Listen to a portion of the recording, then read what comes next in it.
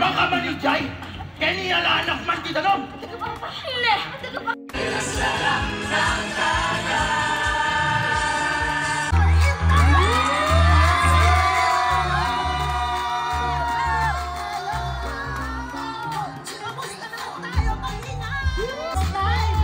First time ng spin dito sa Ilocos Sur!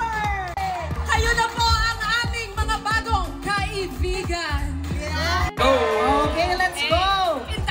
Ayun, ang una kong tanong ay, ano ang kinain nyo for breakfast this morning?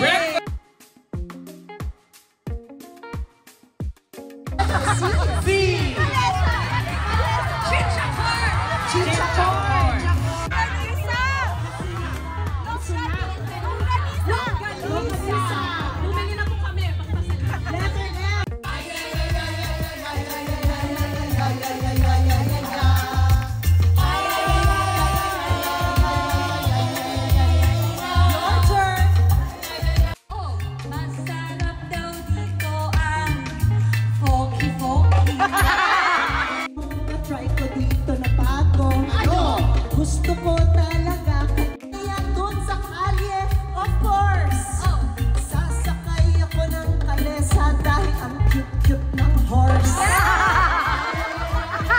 From my friend Jokoy, at i-recommend niya ay bumili ng maraming okoy.